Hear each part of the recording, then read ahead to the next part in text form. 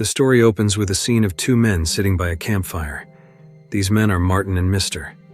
As they sit in the warmth of the fire, Martin begins to recount his tragic past to Mr., revealing the heartbreak that has fueled his journey.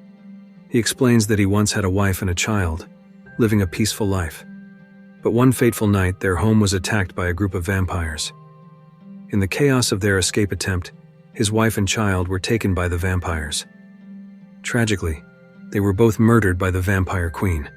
This loss ignited an unquenchable thirst for vengeance in Martin's heart, directing all his anger toward the vampire group. Once Martin finishes his story, the two men settle down for the night by the campfire, their conversation trailing off into the stillness of the dark. When morning comes, Martin awakens to find that Mr. is nowhere to be seen. Not wanting to lose track of him, Martin quickly decides to continue his journey in search of Mr. Martin embarks on a long, arduous journey, traveling for days through the barren landscape. As he walks, Martin occasionally encounters vampires. Fueled by his deep-seated anger and thirst for vengeance, he does not hesitate to kill any vampire that crosses his path. Each encounter with these creatures only strengthens his resolve. After these confrontations, Martin pushes forward, continuing his relentless journey. Eventually, he arrives at a village that has been utterly destroyed, reduced to ruins.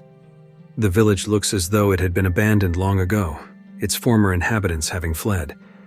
While exploring one of the deserted houses, Martin stumbles upon an old motorcycle. To his surprise, the motorcycle is still functional, so he decides to use it to speed up his journey, hoping it will help him catch up to Mr. Riding through the stark and empty landscape, Martin eventually stops at an old house intending to take a break. As he approaches the door, a vampire suddenly appears. Instinctively, Martin grabs his bow, ready to strike and kill the creature. However, before he can release his arrow, the vampire is killed by someone else. It turns out to be a couple who have been living in the area. They seem friendly enough and invite Martin to stay with them for the night. But things are not as they seem. The couple is, in fact, hostile and deceitful. They secretly spike Martin's food with a sedative, planning to murder him while he sleeps. As the sedative begins to take effect, Martin's strength fades. However, with the little energy he has left, he manages to fight back, ultimately overpowering and killing the couple in a desperate struggle. The next morning, still weary from the night's events, Martin continues his journey. Once again, he comes across an old building and decides to rest there. While he sits, catching his breath, he notices a young girl playing and running around nearby, full of joy. Curious and concerned, he tries to follow her. However, when he finally catches up to her, Martin is struck on the head from behind, knocking him unconscious. The girl had been part of a trap set to capture him. When Martin regains consciousness, he finds himself in the custody of a group of criminals. These are not ordinary criminals. They are cannibals, people who have resorted to killing and eating other humans in order to survive. Martin is forced into an arena where prisoners are made to fight to the death for the amusement of their captors. The leader of the criminals announces Martin's opponent, and to Martin's shock, it is none other than Mr., the very man he has been searching for. However, due to Martin's disheveled appearance after days of traveling and fighting, Mr. does not recognize him. The fight begins, and Martin tries to communicate with Mr., telling him that they are allies, not enemies.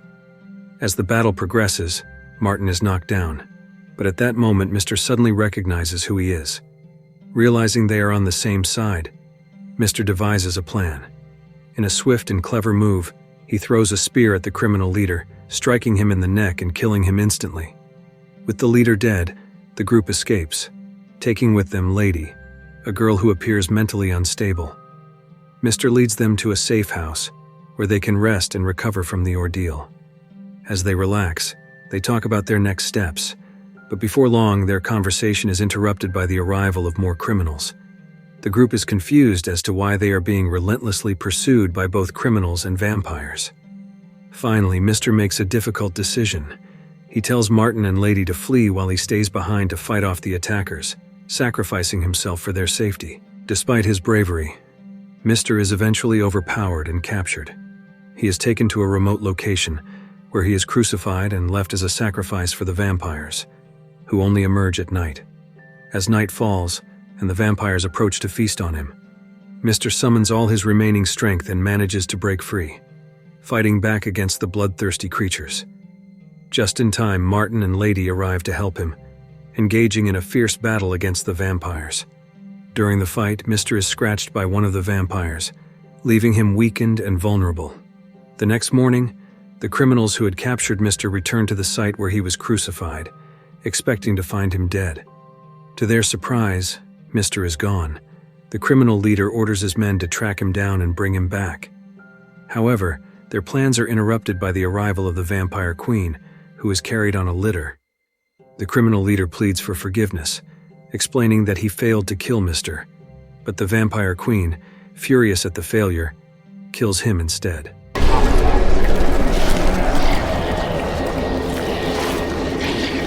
Meanwhile, as Martin and his companions are resting, they are once again ambushed by the criminals who have been pursuing them. After a fierce battle, they manage to defeat their attackers, sparing only one man named Judah, whom they take as a prisoner. The group finally arrives at a fortified hideout, where Mr.'s friends have been living. This place is heavily protected, equipped with powerful lights that keep the vampires at bay during the night. The lights serve as a crucial defense, as the vampires are unable to approach when the area is illuminated. Mr. is taken in by a doctor who treats his wounds, while Martin and Lady are cleaned up and given fresh clothes. Judah is locked in a cell, but is still treated with some level of decency, receiving food and basic care from the people at the hideout. As Mr. continues to recover, Lady comes to visit him. She quietly lies down beside him, though she is unable to speak. Despite her silence, it is clear that Lady wants to express her gratitude for Mr.'s help and protection. Mr. in turn feels a deep connection to Lady, viewing her as the daughter he never had. Their bond is one of mutual care and understanding, though unspoken. That night, a servant attempts to deliver food to Judah, but Judah tricks and kills the servant, using the opportunity to escape from his cell. He quickly reunites with his allies, and they begin to plot another attack. Before long, the hideout is under siege by a horde of vampires. However, because the area is still well lit, the vampires are forced to retreat. Judah is recaptured and tortured for his betrayal. During the torture, Mr. confesses that the vampires are targeting him because he killed the vampire queen's infant child and blinded her many years ago. This is the reason for the queen's relentless pursuit of Mr. Upon learning this, Martin, in a fit of rage, kills Judah. The next morning, realizing that the hideout is no longer safe, the group makes the decision to evacuate the remaining survivors to a new, more secure location. They know it is only a matter of time before the vampires return. That night, their fears are confirmed when the vampires launch another attack, this time collaborating with the criminals. The criminals, acting as living bombs, strap explosives to themselves and destroy the light source protecting the hideout. With the lights out, the vampires launch a full-scale assault. Mr. and his companions retreat into the depths of the hideout, pursued by the relentless vampires. However, it soon becomes clear that the vampires are primarily focused on capturing Mr., who they view as their greatest enemy. In the final confrontation, as Mr. is cornered by the vampires, Martin arrives at the last moment to save him. Together, they engage in a brutal battle with the vampires, with Martin determined to exact his revenge. After a fierce fight, Martin manages to decapitate the vampire queen, ending her reign of terror.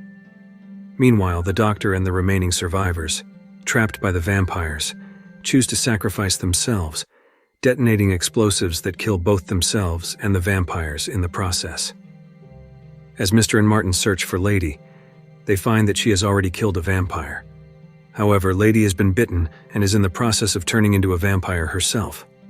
Despite this, she still recognizes Mr. When another vampire attempts to attack Mr., Lady swiftly intervenes, killing the vampire but getting fatally wounded in the process. Mr. holds Lady in his arms, watching as she slowly succumbs to the vampire infection. Knowing that she is suffering and unable to bear seeing her in pain, Mr. makes the heartbreaking decision to end her life by driving a stake into her back. After the tragic death of Lady, more vampires arrive, their hunger and aggression unrelenting. Martin, still reeling from what has just happened, prepares himself for yet another battle. However, before they can engage in another fight, Mr. steps forward, telling Martin to leave. Mr. insists that he will face the vampires alone, believing it's his responsibility to confront the enemies he's been hunted by for so long. With great reluctance, Martin agrees, knowing that Mr. has made up his mind. He bids Mr. a heavy-hearted farewell, leaving him behind to fight the vampires on his own. As Martin departs, he takes the remaining survivors with him, guiding them to safety. Even though Mr.'s fate is unknown, Martin holds on to the hope that they will one day be reunited, whether in this life or the next. And the film ends. If you like this video, don't forget to subscribe, because by subscribing you have supported me to make better videos. See you in the next video.